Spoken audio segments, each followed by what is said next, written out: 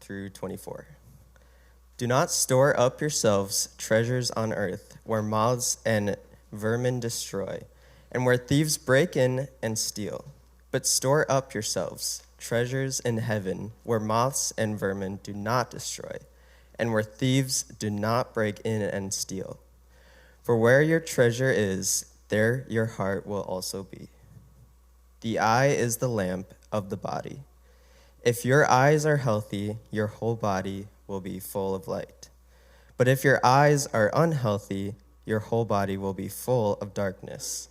If then the light within you is darkness, how great is that darkness? No one can serve two masters. Either you will hate the one and love the other, or you will be devoted to the one and despise the other. You cannot serve both God and money.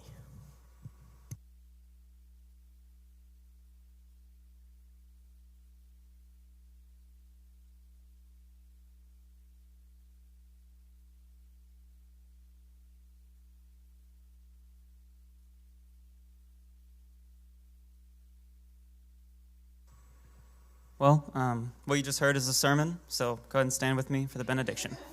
Nah, I'm just kidding. But by the end of this service, this is about generosity, so the offering buckets are in the back, so if by the end of the service you feel more called to give, let that be a gift. Anyways, so continuing on the Sermon on the Mount, every time I read the Sermon on the Mount, I have a hard time with it. Well, I did. And every time I try to plan a sermon, I have had kind of a hard time with it because it's just so easy and practical. It seems that way, at least. Whenever I study the Bible, I like to take notes. I like to jot down questions. I like to write down things that are cool to me. And every time I've read the Sermon on the Mount, I end up either writing down almost every single verse, or I write down nothing because it's just all right there. So it's like, why would I write it down in my journal? I'm just going to recopy the whole Bible, and I don't want to do that. But when Will first said he was going to preach on this series, I was expecting him to come up here and basically tell us to be better, which is kind of all that I've got from the Sermon on the Mount, is you get up here, you read it, and you say, all right, be better, be generous, be loving. But what I learned is, well, that is partially true, but this whole sermon is about Jesus. Jesus is giving a sermon about himself. And so, that's what we're going to look at today. How is this about Jesus? I have bullet points, and this is the most well-prepared I've ever been. With Jesus, the homeless traveling king, Jesus, the man with a generous eye, and Jesus, the servant of God. Now, I say I've been the most prepared, but I finished this last night, as usual. So let's dive in. Jesus, the homeless traveling king. So Matthew 6, 19 through 21.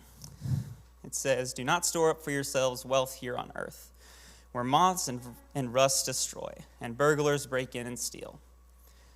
Instead, store up for yourselves wealth in heaven, where neither moth nor rust destroys, and burglars do not break in or steal. For where your wealth is, there your heart will be also. So, a question I have to ask myself is, if Jesus said this, well, what was his lifestyle like? You know, did he have wealth? No, he didn't. But we do know one thing, Jesus was a carpenter, and this makes us have to admit that anybody who does carpentry is awesome. I mean, we have two people on the list so far, Jesus Christ and Harrison Ford. So anyone else who does carpentry, I mean, they're up there. All right, so Jesus was a carpenter before he began his ministry, and probably while he was doing his ministry, he was still doing things. But when Jesus began his ministry, he left his home. He left his town of Nazareth. He was probably staying with his mom or something. Maybe he had a house. We don't really know. But Jesus left his home. So Jesus went from Nazareth, and he traveled all across Israel. And he slept in tents. He slept in courtyards. He slept in the guest room of somebody's house, or maybe he just slept on a pile of hay in a barn. Jesus didn't have much. Jesus eventually sends his 12 disciples to prepare towns for his arrival, and he tells them this. He says, when you go, take no staff, no bag, no bread, no extra shirt, and no money. Now, Jesus wasn't a hypocrite. Jesus wouldn't have told them to do this if he wasn't doing it himself. So we can only assume that Jesus really didn't have anything. He had no possessions. Jesus, he also fulfills this kingly requirement from Moses. So we know that Jesus was traveling around Israel. He was serving people, and he didn't have gold. He didn't have silver. And in Deuteronomy, Moses lays out some requirements for what the king of Israel should be like. And he says this, when you enter the land the Lord your God is giving you, and have taken possession of it and settled in it, and say, let us set a king over us, like all the other nations around us. Be sure to appoint over you a king the Lord your God chooses. He must be from among your fellow Israelites. Do not place a foreigner over you, one who is not an Israelite. The king must not acquire great numbers of horses for himself, or make the people return to Egypt to get more. For the Lord has told you, you must not go back that way. He must not take many wives, or his heart will be led astray. Sorry, I just exited something. He must not take many wives, or his heart will be led astray. He must not accumulate large amounts of silver and gold. And then when he takes the throne of his kingdom, he is to write for himself on a scroll a copy of this law, taken from that of the Levitical priest. It is to be with him, and he is to read it all the days of his life, so that he may learn to revere the Lord as God and follow carefully all the words of this law and those decrees. And he must not consider himself better than his fellow Israelite, and turn from the law to be to the right or to the left. Then he and his descendants will reign a long time over his kingdom in Israel. So, the kingly requirements says, don't get a bunch of horses, don't go back to Egypt, or don't make your people go back to Egypt, don't buy horses from Egypt, don't have many wives, and don't accumulate large amounts of silver and gold. Well, we know that Jesus didn't marry, so he's good there. Never got married. And if we're looking at previous kings and how they've kind of failed that requirement, well, we see Solomon, and he took many wives, and he also was loaded with money. And he just continued to get more and more money. He could have stopped, but he continued to go on conquest. He continued to ask for more money. His throne room had 200 gold shields in it. It was just crazy, unnecessary. And because Solomon had all of this money and he just put all of his trust in his wealth and all of these foreign gods, he failed. And he didn't trust God anymore. And Solomon's son, Rehoboam, he put his trust in wealth and honor only for the thief to break in and steal. And that is the Pharaoh of Egypt, Shishak. He came when Rehoboam was ruling, and he stole a bunch of the treasuries. He stole all that money that Solomon built up and put all his trust in. So it seems like the kings of Israel weren't doing too hot. But Jesus, he wanted to try something different. He was from the line of David, which meant he had a claim to the throne. And Jesus didn't want to put his trust in money. He didn't want to put his trust in power, because he wanted to meditate on the Torah. Like the priestly or the kingly requirements say, is that don't have all this money. Just study the law. Study the Bible. And that's what Jesus did. He didn't have any money because he desired God. Not only that, but he desired people. Jesus was not going to be able to fully love people if he was fully loving money. And he was not going to fully love people if he was fully loving possessions. That's why he became nothing. Jesus looked at people with a generous eye, which leads us to the next point. So Matthew 6:22 through 23, this is out of the Complete Jewish Bible. It says, the eye is the lamp of the body. So if you have a good eye, that is, if you are generous, your whole body will be full of light. But if you have an evil eye, that is, if you are stingy, your whole body will be full of darkness. If then the light in you is darkness, how great is that darkness? So, I read this out of the Complete Jewish Bible first because I just like how it words things. The CJB was translated by a Messianic Jew. This guy knows Hebrew and Greek, and it really just brings to life the Jewishness of the Bible and the roots that it was written in Greek and Hebrew. The NIV puts the same verse like this. It says, the eye is the lamp of the body. If your eyes are healthy, your whole body will be full of light. If your eyes are unhealthy, your whole body will be full of darkness. If then the light in you is darkness, how great is that darkness? Do you see the difference there? This one just says, if your eyes are healthy, your whole body will be full of light. But the other one says, if you have a good eye, that is, if you are generous, your whole body will be full of light.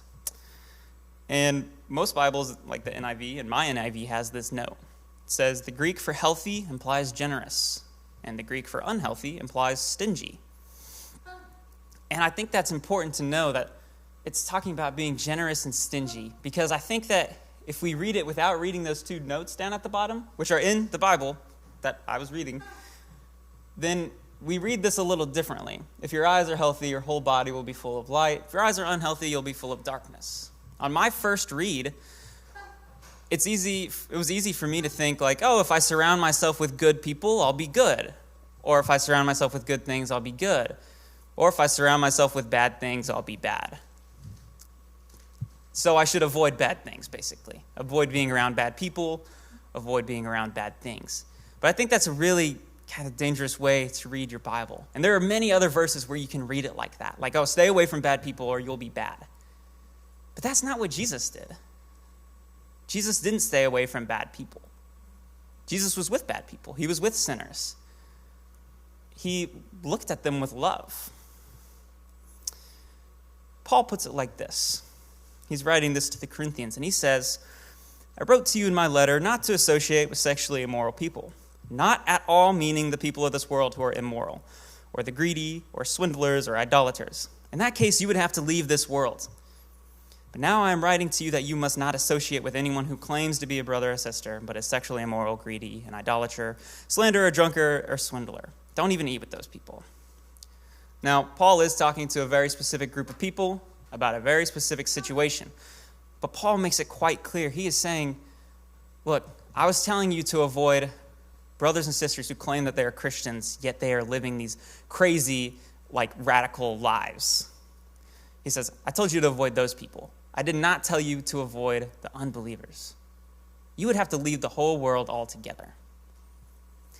And we look at Jesus for that model.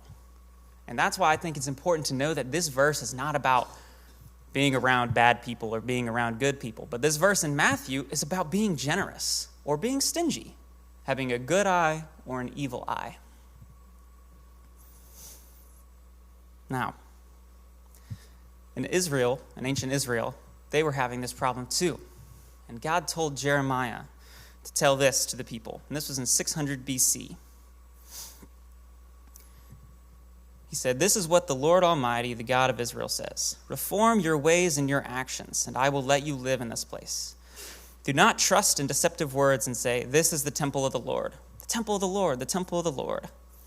If you really change your ways and your actions and deal with each other justly, if you do not oppress the foreigner, the fatherless, or the widow, and do not shed innocent blood in this place, and if you do not follow other gods to your own harm, then I will let you live in this place, the land I gave your ancestors forever and ever.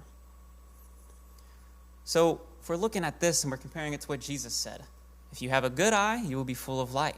If you have an evil eye, you will be full of darkness. If you are generous, you will be full of light.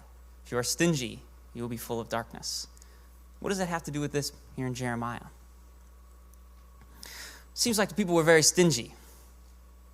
God says to Jeremiah to tell this to them.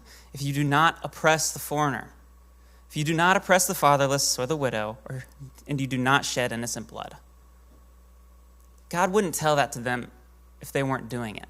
The people of Israel were oppressing the foreigners, the people who were migrating to Israel for security or safety. The people of Israel in 600 BC were oppressing the orphans and the widows, the weakest people in society, the people who had no money. They were oppressing them. They were not giving generously to them. They were not providing for them, but they were oppressing them. They had an evil eye. And God was telling Jeremiah to tell them to be generous, to change their ways. That is why Jesus says, if you have a generous eye, you will be full of light. If you have an evil eye, you will be full of darkness. Now, Jesus was generous. He was not like the kings before him or any of the kings on the earth at his time. Jesus was generous, and he had a generous eye. Jesus treated the woman at the well, who was a foreigner, with love and respect. He talked to her. He loved her. He called her daughter. Jesus healed the servant of his foreign oppressor, a Roman centurion. Jesus healed the sick who couldn't even make money for themselves or work. And Jesus loved the little children. And when Jesus saw a widow put 2 pennies into the offering, Jesus said she is one of the greatest in the kingdom. Now, Jesus was a generous man. He healed people who did not deserve it. He healed a man with leprosy.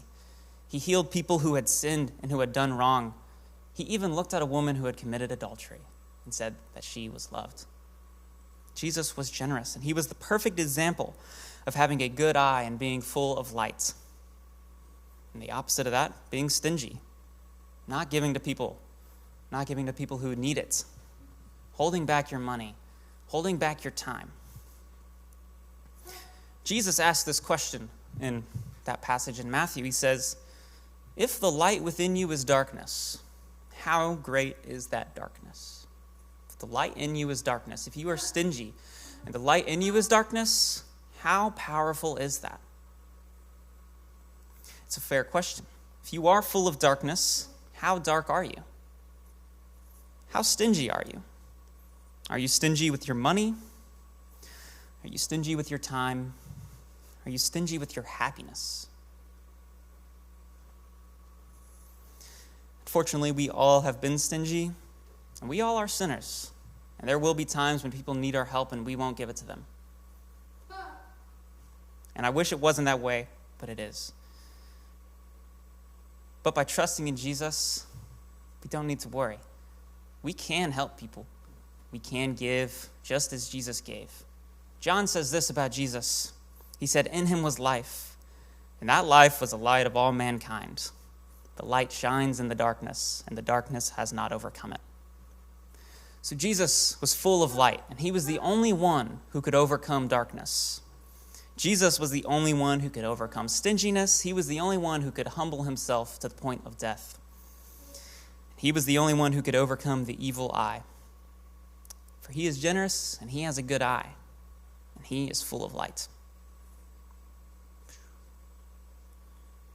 Now, next one, last point.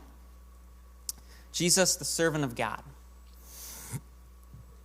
No one can be a slave to 2 masters, for he will either hate the first and love the second, or scorn the second and be loyal to the first.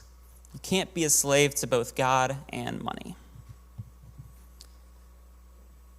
Well, that seems pretty clear there. Don't be a slave to God. You can't be a slave to God and money. See, like I was saying earlier, sometimes when I read this, it's just like, well, what am I supposed to say on these things? It's just like, it says it right there. But thankfully, I figured something out last night. So, Jesus had one master, his Father. And he did the Father's will. And he denied anything else that tried to rule over him. Now, like I said earlier, Jesus was no hypocrite, so he would not have taken that verse and even attempted to serve 2 masters, because he knew it was impossible. And he never tried it. In Matthew 4, Jesus was led into the wilderness to be tempted by the devil. Now, the devil tries to make Jesus a slave. We're only shown 3 attempts, but it does say Jesus was there for 40 days and 40 nights. And not only that, he fasted. And Matthew says, and he was hungry. And put that on the list of the most obvious verses in the Bible. If you fasted for 40 days and 40 nights, I'd be hungry too.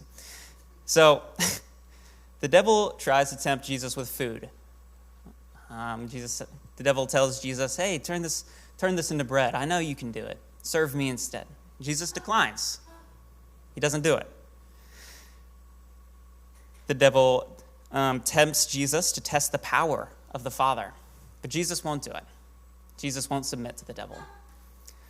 And then lastly, it says this: the devil took him to a very high mountain and showed him all the kingdoms of the world and their splendor. All this I will give you, he said, if you bow down and worship me. So the devil makes the claim quite simple. He takes Jesus to a high place, and I don't really know exactly what Jesus saw right then and there. He could have saw all the kingdoms at that time. He could have saw every single kingdom that has ever existed, including America, including Britain. Whatever Jesus saw, it was a lot. And the devil says, if you bow down and worship me, I will give you all of these riches. You will be the king over all of these nations if you bow down and worship me. But Jesus declines again. He says no, because Jesus has one master, and he will not attempt to serve another. And he knows that he cannot, and he will not. Jesus declines. He declined the riches, and he refused to serve the devil. Jesus refused to serve the devil because he wanted us. If Jesus had bowed down right then and there, Jesus would not have died for our sins. Jesus knew that he could only serve one master, and that was the Father. And Jesus loved us so much that he served the Father and did everything the Father asked. Jesus declined riches so that he could love us. Jesus was a homeless, traveling preacher king because he wanted us, and he wanted to heal people, and he wanted to love people. Jesus was generous because he cared for us. Jesus died because he wanted us.